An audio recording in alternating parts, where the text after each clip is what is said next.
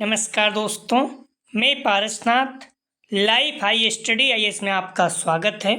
दोस्तों, आज हम लोग राजा महेंद्र प्रताप सिंह राज्य विश्वविद्यालय अलीगढ़ के बीएड थर्ड सेमेस्टर एग्जाम 2024 जो दिसंबर 2024 में एग्जाम होने की संभावना है, उसके लिए पेपर 304 अर्थात लिंग, विद्यालय एवं समाज या जेंडर, स्कूल एंड सोसाइटी का यूनिट 4 लिंग एवं सामाजिक विकास का प्रैक्टिस सेट 7 हल करेंगे।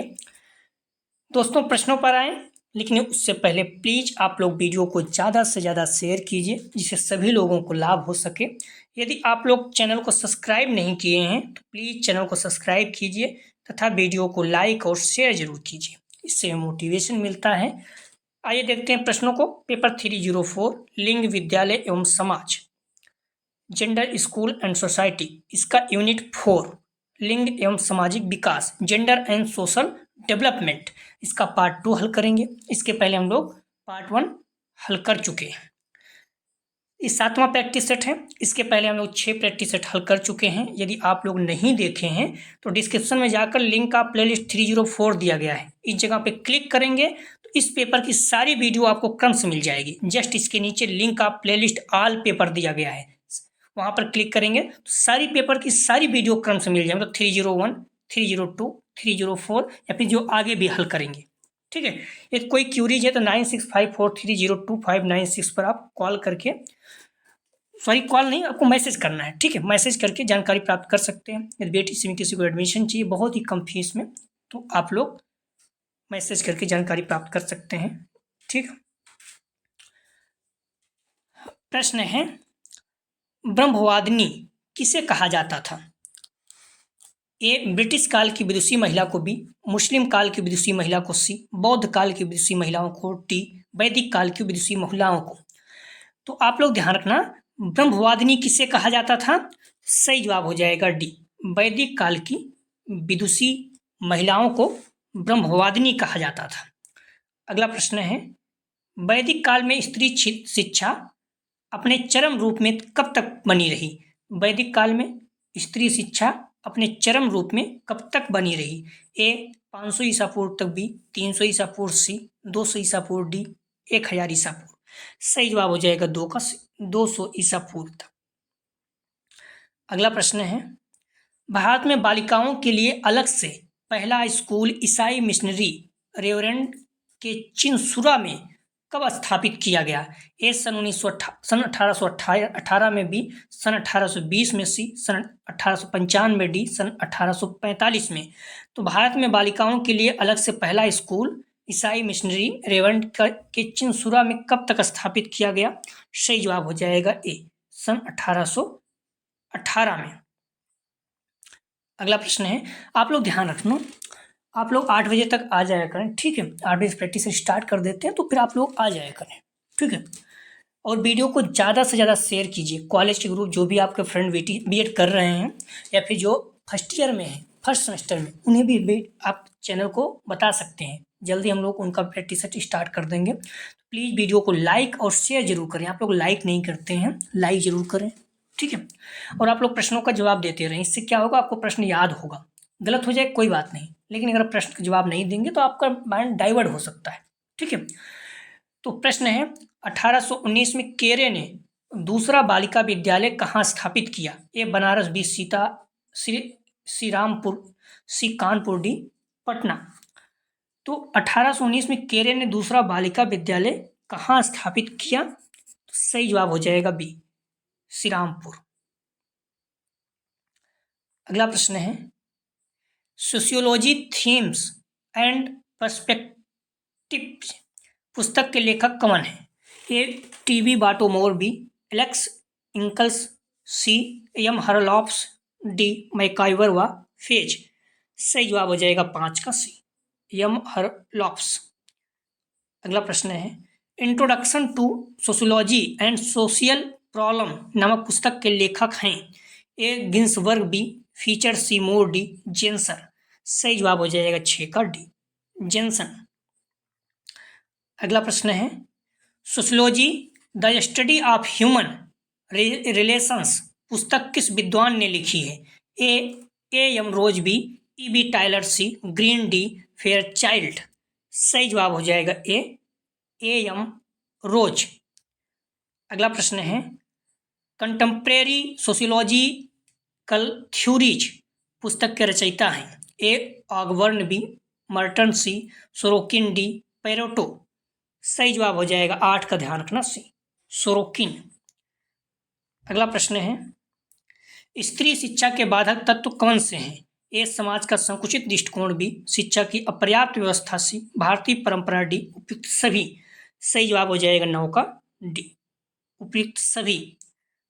अगला प्रश्न है एक शिक्षक शिक्षिका को पढ़ाने के दौरान विद्यार्थियों के सीखने की गति पर ध्यान देना चाहिए, बी सीखने की गति पर अनदेखा करना, सी केवल अच्छा निष्पादन करने वाले विद्यार्थी की गति पर ध्यान देना, डी व्यक्तिगत भिन्नताओं की अनदेखी करनी चाहिए। एक शिक्षक शिक्षिका को सही जवाब हो जाएगा 10 का ए, पढ़ने के दौरान विद्यार्थियों के सीखने की गति पर ध्यान देना चाहिए। ठीक है, अनदेखा करना नेगेटिव पॉइंट है तो ये नहीं कर सकते हैं, ये सही जवाब है। अगला प्रश्न है प्राथमिक विद्यालय के मार्गदर्शक शिक्षकों की प्रमुख भूमिका क्या है? एक कक्षा प्रबंधन में योगदान करना, बी शिक्षण कार्यबल के कौशल ज्ञान और प्रदर्शन में सुधार करना, सी शिक्षण कार्यक्रमों के वितरण की निगरानी करना, डी विद्यालय नियम संहिता का विकास और प्रबंधन। सही जवाब हो जाएगा बी शिक्षण कार्यबल के कौशल ज्ञान प्रदर्शन में सुधार करना। अगला प्रश्न है शिक्षक शिक्षण और अधिगम की सभी गतिविधियों का एक डॉट है जो कक्षा के साथ साथ स्कूल की शैक्षिक गतिविधियों का आयोजन करता है। ए सुविधादाता, बी एजेंट, सी प्रेरक, डी प्रबंधक। सही जवाब हो जाएगा 12 का ध्यान रखना, ए सुविधादाता। अगला प्रश्न है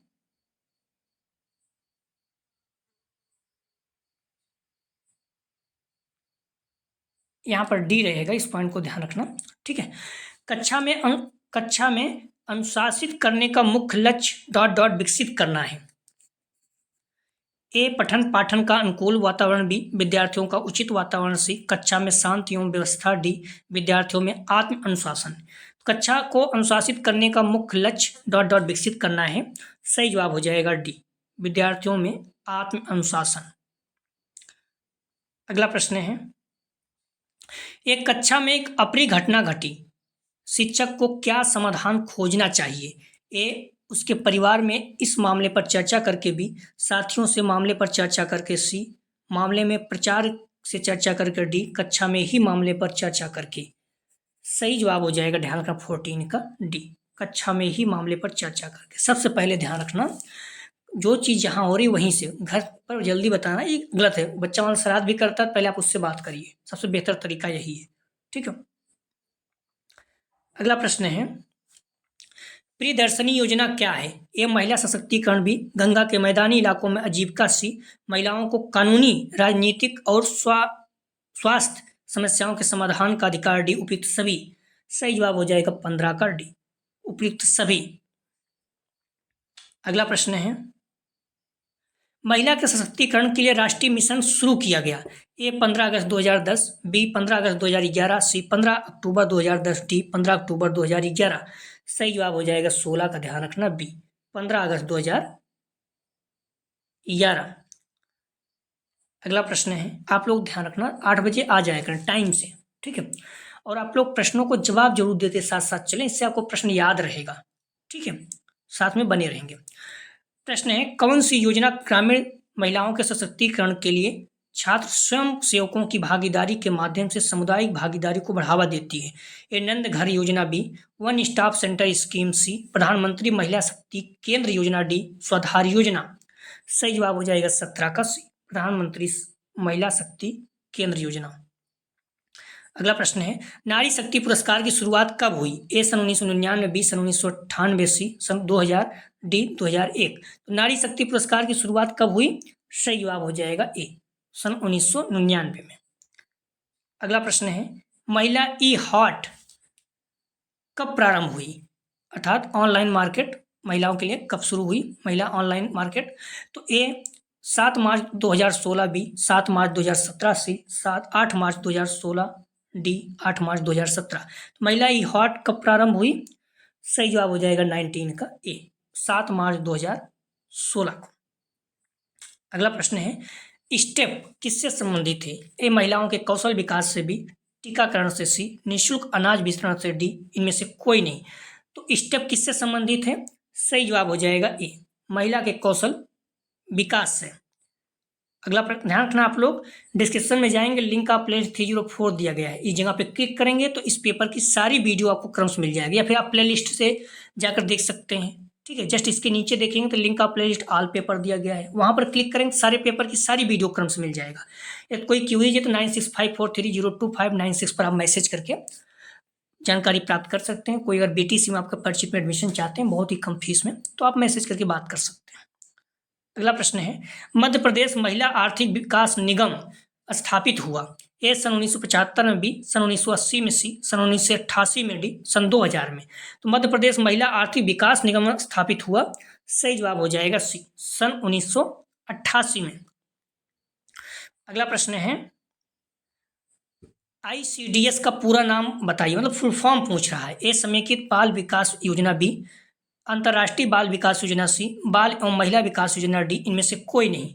तो ICDS का पूरा नाम क्या है? तो सही जवाब हो जाएगा ए, समेकित बाल विकास योजना। अगला प्रश्न है, यदि शिक्षक छात्रों को विषयों के चयन में मदद करते हैं तो यह उनकी कौन सी भूमिका है? ए परामर्शदाता, बी प्रशिक्षक, सी सलाहकार, डी मित्र। तो यदि शिक्षक छात्रों को विषयों के चयन में मदद करते हैं तो यह उनकी कौन सी भूमिका है? सही जवाब हो जाएगा, ध्यान रखना ए, परामर्शदाता की। अगला प्रश्न है, EVS कक्षा में छात्रा पड़ोस के एक भिखारी लड़के के बारे में अवलोकन साझा करती है और जानना चाहती है कि उसके माता पिता उसे स्कूल क्यों नहीं भेजते हैं। एक शिक्षक के रूप में आप शिक्षार्थी को कैसे जवाब देंगे? ठीक है, EVS की कक्षा है, उसमें एक छात्रा पड़ोस के भिखारी के बारे में आपसे पूछती है, आप शिक्षक हैं, क्यों उसके माता पिता उसे स्कूल क्यों नहीं भेजते, तो आप क्या बोलेंगे, क्या जवाब देंगे, कैसे बताएंगे छात्रा को? आप अपनी पाठ्य योजना तक सीमित रहेंगे, बी पूरे भारत में भिखारियों की स्थिति की व्याख्या करेंगे, सी उसके अवलोकन की सराहना करेंगे, उसकी पूरी कक्षा में इस पर चर्चा करेंगे, डी शिक्षार्थी के साथ अलग से चर्चा करेंगे। सही जवाब हो जाएगा 24 का सी, उसे अवलोकन की सराहना करेंगे और पूरी कक्षा में इस पर चर्चा करेंगे, ये सबसे प्रभावित, सबसे बेहतर हो और बच्चे भी इससे प्रभावित होंगे। अगला प्रश्न है, विवाहित महिला का संपत्ति अधिकार अधिनियम किस सन में पारित हुआ? ए 1834, बी 1850, सी 1852, डी 1860। सही जवाब हो जाएगा 25 का ए, 1834। अगला प्रश्न है, परिवर्तन का संबंध इनमें से किससे है? ए वस्तु, बी समय, सी भिन्नता, डी उपयुक्त सभी। तो परिवर्तन का समय इनमें से किससे है? सही जवाब हो जाएगा 26 का डी, उपयुक्त सभी, वस्तु, समय और भिन्नता। अगला प्रश्न है, परिवर्तन के संदर्भ में शिक्षक की भूमिका क्या है? ए अध्यापक की सकारात्मक सोच, बी अभिभावक को उचित परामर्श, सी अध्यापक का दर्शन, डी उपयुक्त सभी। परिवर्तन के संदर्भ में शिक्षक की भूमिका क्या है? सही जवाब हो जाएगा डी, उपयुक्त सभी। अगला प्रश्न है, परिवर्तन के अभिकर्ता के रूप में शिक्षक के समक्ष कौन सी बाधाएं हैं? ए अशिक्षा, बी अंधविश्वास, सी रूढ़िवादी सोच, डी उपयुक्त सभी। सही जवाब हो जाएगा 28 का, ध्यान रखना डी, उपयुक्त सभी। करीब 56 क्वेश्चन है आज, ठीक है, तो आप प्रश्नों को पूरा देखिएगा। अगला प्रश्न है, परिवर्तन के बाधाओं को दूर करने के संदर्भ में कौन सा सुझाव सही नहीं है अर्थात गलत है? ए रूढ़िवादी सोच, बी शिक्षक प्रशिक्षण कार्यक्रम, सी शिक्षक का व्यापक रूप से प्रचार प्रसार करना, डी सामाजिक कृतियों और संकीर्णताओं के प्रति जागरूक होना। सही जवाब हो जाएगा 29 का ए, रूढ़िवादी सोच। अगला प्रश्न है, हिंदू उत्तराधिकार अधिनियम किस सन में पारित हुआ? ए 1956, बी 1958, सी 1960, डी 1962। तो हिंदू उत्तराधिकार अधिनियम किस सन में पारित हुआ? सही जवाब हो जाएगा 30 का, ध्यान रखना ए, 1956 में। अगला प्रश्न है, हिंदू उत्तराधिकार अधिनियम किससे संबंधित है? ए सामाजिक अधिकार, बी आर्थिक अधिकार, सी ए बी दोनों, डी में से कोई नहीं। तो हिंदू उत्तराधिकार अधिनियम किससे संबंधित है? सही जवाब हो जाएगा 31 का, ध्यान रखना बी। आर्थिक अधिकार से, हिंदू उत्तराधिकार अधिनियम किससे संबंधित है? तो आर्थिक अधिकार से।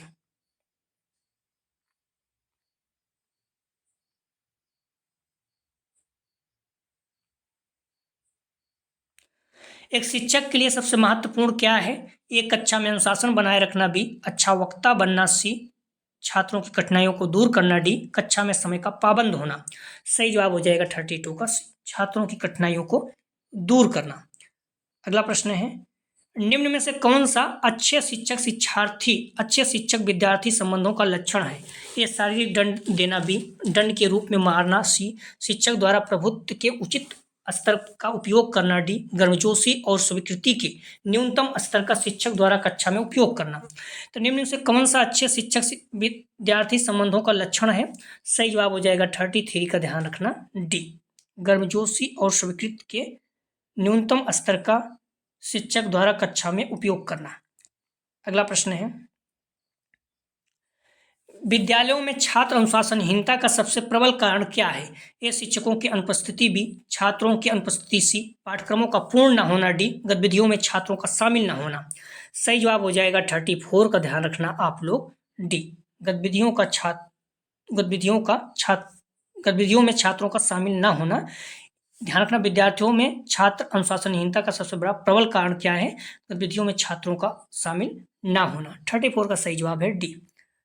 अगला प्रश्न है 35, हम स्कूलों में खाद्य सुरक्षा कैसे सुनिश्चित कर सकते हैं? ए, खाद्य पदार्थों को कीड़ों तथा अन्य जानवरों में से बचाकर बी, स्वास्थ्य समस्याओं के इलाज और इन्हें रोकने में मदद करना सी, सुरक्षित स्थान पर भोजन के भंडारण द्वारा डी, प्रमुख प्रजनन स्थलों से दूर स्कूलों के निर्माण द्वारा। सही जवाब हो जाएगा 35 पर, ध्यान रखना आप लोग सी, सुरक्षित स्थान पर भोजन के भंडारण द्वारा। अगला प्रश्न है, परिवर्तन का संबंध प्रमुख रूप से कितनी बातों से संबंधित है? ए, 3 बी 5 सी 8 डी 6। परिवर्तन का संबंध प्रमुख रूप से कितनी बातों से संबंधित है? सही जवाब हो जाएगा 36 का, ध्यान रखना आप लोग ए, 3।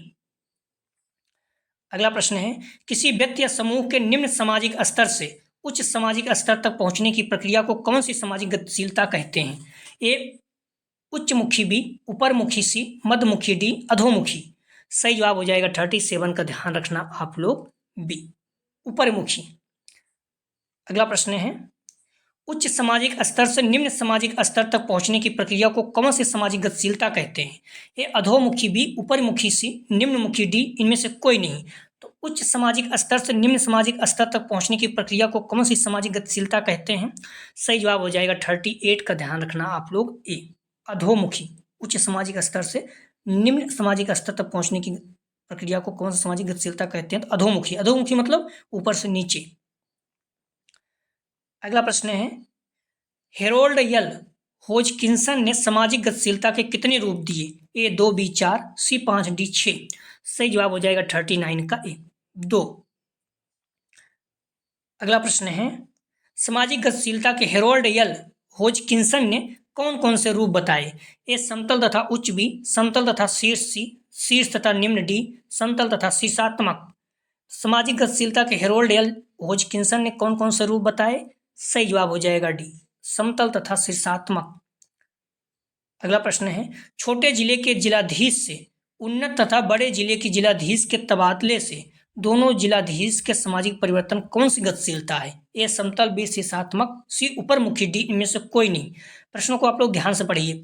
छोटे जिले के जिलाधीश से उन्नत तथा बड़े जिले के जिलाधीश के तबादले से, ठीक है, छोटे जिले के जिलाधीश से उन्नत, छोटे जिले के जिलाधीश से उन्नत, ऊपर गया मतलब आगे बढ़े, बड़े जिले के जिलाधीश के तबादले से दोनों जिलाधीश के सामाजिक परिवर्तन कौन सी गतिशीलता है? सही जवाब हो जाएगा ए, समतल।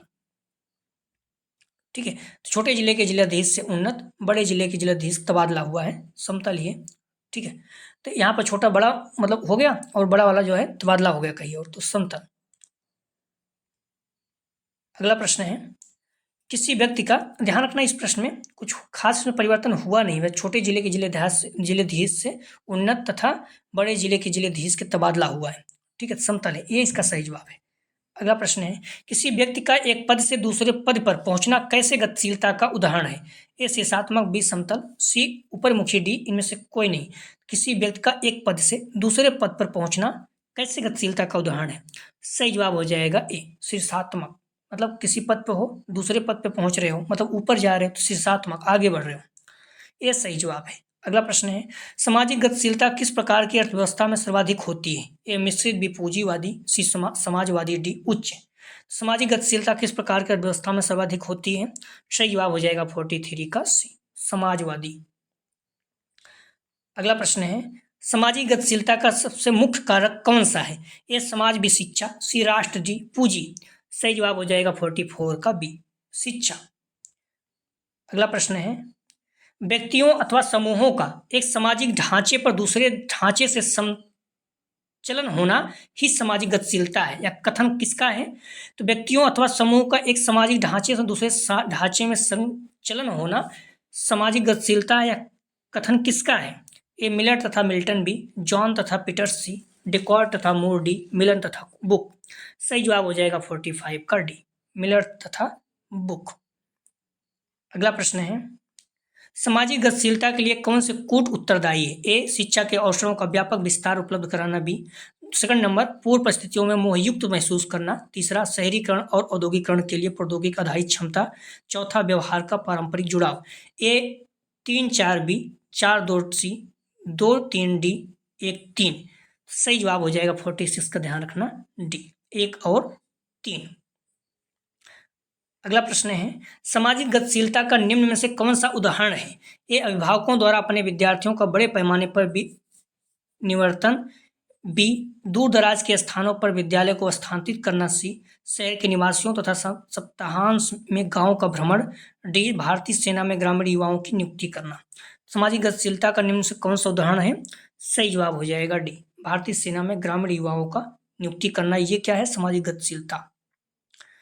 अगला प्रश्न है, प्लीज़ आप लोग वीडियो को लाइक और शेयर जरूर करें, क्लास के बाद ही सही, लेकिन बट शेयर कर दिया करें, ठीक है। ग्रुप जो भी आपके कॉलेज में बना हो कोई न कोई ग्रुप, ठीक है। अगर नहीं भी बना तो जो भी परिचित आपके बच्चे हैं बीएड कर रहे हैं, क्योंकि कॉलेज बहुत कम है, आप समझिए इस बात को। राजा महेंद्र प्रताप सिंह यूनिवर्सिटी है, इसमें अलीगढ़, हाथरस, कासगढ़, एटा 4 ही जिले हैं, ठीक है। तो कॉलेज बहुत कम है, इसलिए व्यू बहुत कम आता है। प्लीज़ आप लोग वीडियो को लाइक जरूर किया करें, शेयर जरूर किया करें। अगर आप लोग बने रहेंगे तो निश्चित रूप से बता रहे हैं, कुछ नहीं करना है, सारे प्रश्नों को अच्छे से पढ़ लीजिए। कहीं आ रहे हैं जा रहे हैं, ब्लूटूथ ईयरफोन लगा के प्रश्नों को सुनते रहिए, प्रश्न याद हो जाएंगे। और अगर आप अच्छे से तैयारी करेंगे 85 से 90% आपके बन जाएंगे। बच्चों को 93-54% तक बने हुए हैं। प्रश्न देखते हैं, प्रश्न कौन सा है? 48, कौन सी गतिशीलता आधुनिकीकरण से संबंधित नहीं है? ए मानसिक गतिशीलता, बी वैज्ञानिक गतिशीलता, सी सामाजिक गतिशीलता, डी भौतिक गतिशीलता। सही जवाब हो जाएगा 48 का ध्यान रखना डी भौतिक गतिशीलता। अगला प्रश्न है, शिक्षक द्वारा शिक्षा के क्षेत्र में परिवर्तन लाने में कौन सी बाधाओं का सामना करना पड़ता है? ए अशिक्षा, बी संकीर्ण सोच, सी अंधविश्वास, डी उपयुक्त सभी। सही जवाब हो जाएगा 49 का डी उपयुक्त सभी। अगला प्रश्न है, महिला स्वरोजगार योजना किस सन में शुरू हुई? ए 2005, बी 2006, सी 2008, डी 2010। सही जवाब हो जाएगा ए 2005 में। अगला प्रश्न है, इंदिरा महिला शक्ति कौशल सामर्थ्य योजना किस सरकार द्वारा प्रारंभ की गई? ए उत्तर प्रदेश सरकार, बी राजस्थान सरकार, सी मध्य प्रदेश सरकार, डी इनमें से कोई नहीं। तो इंदिरा गांधी महिला शक्ति कौशल सामर्थ्य योजना किस सरकार द्वारा प्रारंभ की गई? सही जवाब हो जाएगा बी राजस्थान सरकार द्वारा। अगला प्रश्न है, प्रधानमंत्री उज्ज्वला योजना कब प्रारंभ की गई? देखिए ये प्रश्न महत्वपूर्ण हो सकता है, इसलिए क्योंकि उसमें ये देखा जाता है कौन सी सरकार है, कौन सी योजना शुरू की है। तो ये मतलब नरेंद्र मोदी जी ही शुरू किए थे, अभी वो प्रधानमंत्री हैं तो पूछ सकता है, और यूपी में भी उनकी सरकार है। तो प्रधानमंत्री उज्ज्वला योजना कब प्रारंभ की गई थी? ए 1 मई 2016, बी 9 मई 2016, सी 10 मई 2016, डी 12 मई 2016। सही जवाब हो जाएगा 52 का ध्यान रखना 1 मई 2016। ये बलिया में उद्घाटन किए थे, ठीक है। प्रधानमंत्री उज्ज्वला योजना ये गैस से संबंधित है, कि महिलाओं को गैस दिया जा रहा है, ठीक है, जिससे वो धुएं में खाना भोजन वगैरह न बनाए। प्रश्न है अगला, निम्नलिखित में से सामाजिक गतिशीलता का रूप वर्गीकृत नहीं है? ए अंतर पीढ़ी गतिशीलता, बी अंतर पीढ़ी गतिशीलता, सी व्यवसायिक प्रतिष्ठा, डी इनमें से कोई नहीं। सही जवाब हो जाएगा 53 का सी व्यवसायिक प्रतिष्ठा। अगला प्रश्न है, निम्न में से सामाजिक गतिशीलता को प्रभावित करने वाला कारक है। ए शिक्षा, बी शासन व्यवस्था, सी आर्थिक समृद्धि, डी उपयुक्त सभी। तो निम्न में से सामाजिक गतिशीलता को प्रभावित करने वाला कारक है, सही जवाब हो जाएगा, ध्यान रखना, डी उपयुक्त सभी। शिक्षा, आर्थिक, शासन व्यवस्था, तीनों। अगला प्रश्न है, व्यवसायिक शिक्षा के संबंध में कृषि आधारित विषय पर कौन से कोर्स चलाए जा रहे हैं? ए मुर्गी पालन, बी बागवानी, सी डेयरी विज्ञान एवं प्रौद्योगिकी, डी उपयुक्त सभी। तो व्यवसायिक शिक्षा के संबंध में कृषि आधारित विषय पर कौन से कोर्स चलाए जा रहे हैं?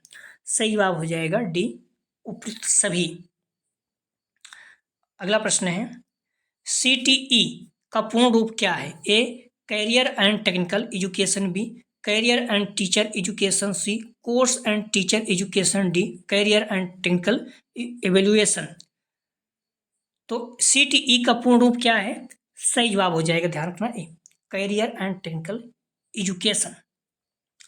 तो 56 प्रश्न था। कुछ प्रश्न इसके जवाब आप लोग जरूर दिया करें, ठीक है, एग्जाम में सीधे सीधे पूछ सकते हैं। पहला प्रश्न है, एक लिंग के प्रति दूसरे लिंग की प्राथमिकता या पूर्वाग्रह को कहा जाता है? ए जेंडर भूमिका, बी जेंडर जागरूकता, सी जेंडर भेद, डी जेंडर पैरिटी। अगला प्रश्न है, कक्षा में लैंगिक समानता की दशा में काम करने के लिए कौन सी रणनीति सही है? ए समावेशी कक्षा, बी विशिष्ट भाषा, सी असमान कार्य, डी समाज से दूर। अगला प्रश्न है, प्रतिच्छेदन पद की खोज 1889 में द्वारा की गई। एक क्रेनसाउ, बी सुलामिथ फायरस्टोन, सी टेलकार्ट पार्सन्स, डी एंटनी गिडन्स। अगला प्रश्न है, किस प्रकार के नारीवाद ने ज्ञानोदय के विषय की आलोचना की? ए उदार, बी मौलिक, सी मार्क्सवादी, डी उत्तर आधुनिकता।